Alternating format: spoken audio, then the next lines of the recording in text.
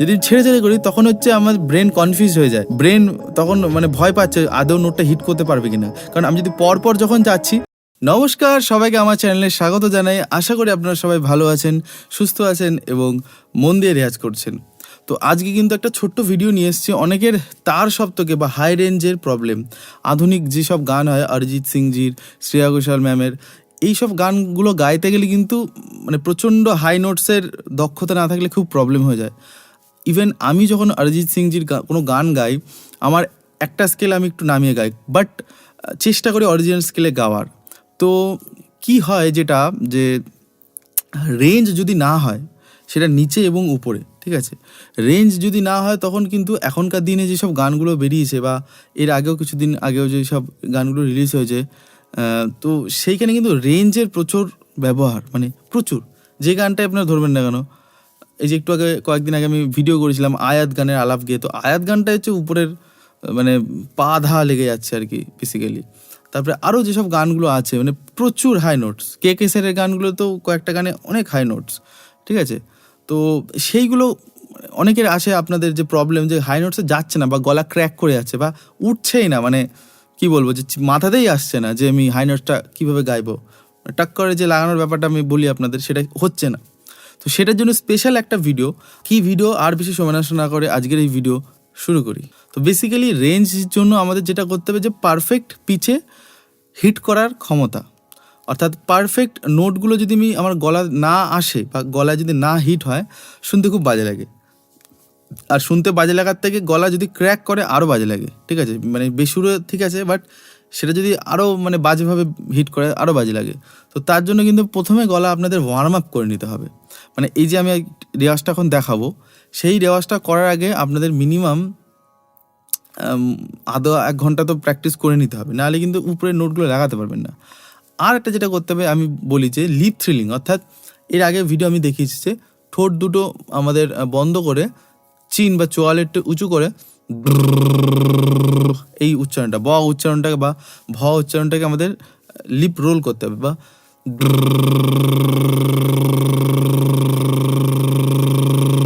সায়ের উপর যে কোনো পিচ, এখন সি শার্প চলছে, সি শার্পের উপর আর চেক করতে হবে যে নোটটা আমার নামছে কিনা। অনেকে কি হয় নেমে যাচ্ছে বা উঠে যাচ্ছে, এটা কিন্তু ফ্ল্যাট হওয়া উচিত।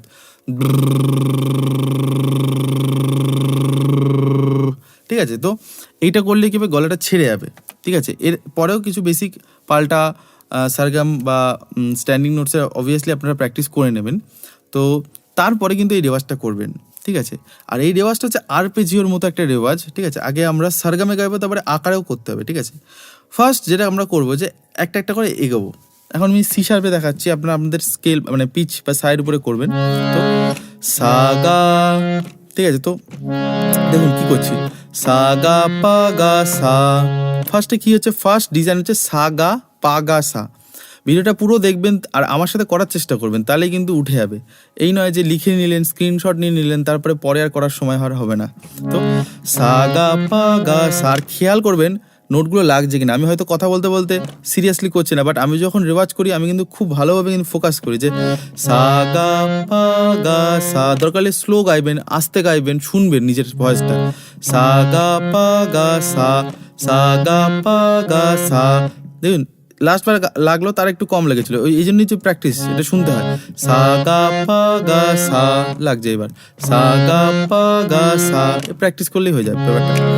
এটা গেল সা গা পা গা সা। এবার কি করবো দেখুন, সা গা পা সা, উপরে সা হিট করছে, দেখুন আরপিজিও প্যাটার্নে কিন্তু, মানে ছেড়ে ছেড়ে কিন্তু, এরকম পরপর যাচ্ছি না। পরপর একটা সুবিধা কি, আপনারা এরকম পারবেন যে সা রে গা মা পা ধা নি সা, বাট যদি ছেড়ে ছেড়ে করি তখন হচ্ছে আমার ব্রেন কনফিউজ হয়ে যায়, ব্রেন তখন মানে ভয় পাচ্ছে আদৌ নোটটা হিট করতে পারবে কিনা। কারণ আমি যদি পরপর যখন যাচ্ছি তখন খুব ইজিলি হিট করতে পারছি, সব দেখতে পাচ্ছি তাই। বাট যখন আমি দেখতে পাচ্ছি না, দুটো দুটো সিঁড়ি পরে পরে যাচ্ছি, তখন ব্রেন ভয় পেয়ে যাচ্ছে, তখন সে বেসুরো হয়ে যাওয়ার চান্স 100% থাকে। তো এই প্র্যাকটিসটা করলেও কিন্তু সেটা আপনাদের ব্রেনটাও টিউন হবে এবং সুরেও হবে, ব্যাস। তো সা গা পা সা, ঠিক আছে। তারপর ব্যাক করছি, অর্থাৎ সা গা পা সা পা গা সা। তো সা গা পা সা পা গা সা, সা গা পা সা পা গা সা, সা গা পা সা পা গা সা। তাহলে প্রথম লাইনটা কি ছিল? সা গা পা গা সা। দেন সেকেন্ড লাইন সা গা পা সা পা গা সা। ঠিক আছে, এরবার কি করবেন? উপরে যাব, গায়ে যাব, অর্থাৎ সা গা পা সা গা।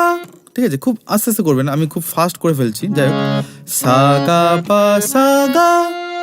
যেহেতু থামবো না সেজন্য আমি স্লো করছি না, স্লো করলে না দাঁড়াতে হচ্ছে, বাট দাঁড়ানো আমি চাইছি না দাঁড়াতে। সা গা পা সা গা, ব্যাক করছি, অর্থাৎ সা গা পা সা গা সা পা গা সা, সা গা পা সা গা সা পা গা সা, সা গা পা সা গা সা পা গা সা। ঠিক আছে, এইটা গেল থার্ড লাইন। আবার বলি, সা গা পা সা গা অব্দি যাচ্ছি, সা গা পা সা গা সা পা গা সা, সা গা পা সা গা সা পা গা সা। এইবার উপরের পঞ্চম বা পা অব্দি যাব, যে কোনো স্কেল, বি ফ্ল্যাট বা জি শার্প বা এফ শার্প, হোয়াট এভার, যে কোনো পিচ, সি, সি শার্প, সেই পিচের উপরে করবেন, অর্থাৎ সা গা পা সা গা পা গা সা পা গা সা।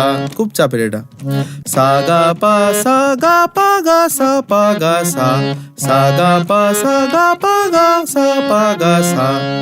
খুব ধীরে সুস্থে করবেন আর খুব স্লোলি করবেন।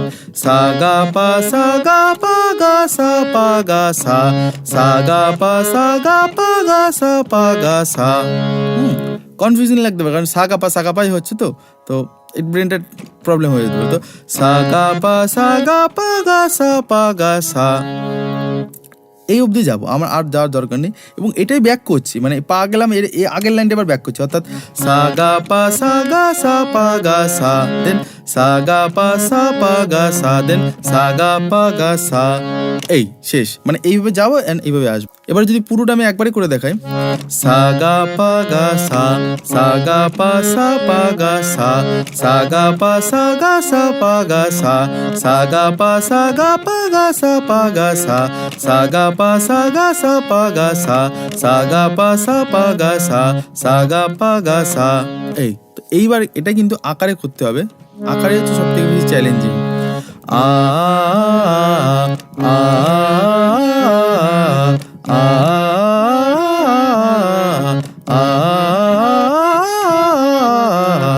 তো এটা হচ্ছে ব্যাপার। আবার করে দেখায়, আ আ আ আ, এটা খুব চ্যালেঞ্জিং। ঠিক আছে, ধরে সুস্থে করলেই কিন্তু হবে, তারপরে আস্তে আস্তে করতে করতে করতে করতে আপনারা নিজেরাই কিন্তু সর্ট আউট করে নেবেন আর কি। তো এইটা করলে কিন্তু গলার রেঞ্জ অনেকটাই বাড়বে আপনাদের। নিজেরা করে দেখবেন, অবশ্যই আমাকে কমেন্ট করে জানাবেন। আর যারা আমার কাছে পার্সোনালি ক্লাস করতে চান, অনলাইন অফলাইন ইন্ডিভিজুয়াল সব ক্লাসে আমি করাই, আপনারা এই নাম্বারে কল বা হোয়াটসঅ্যাপ করে ডিটেলসটা জেনে নেবেন। তো দেখা হবে অন্য কোনো পর্বে, অন্য কোনো ভিডিও। ততদিন অবধি ভালো থাকুন, সুস্থ থাকুন এবং মন দিয়ে রেয়াজ করুন। ধন্যবাদ।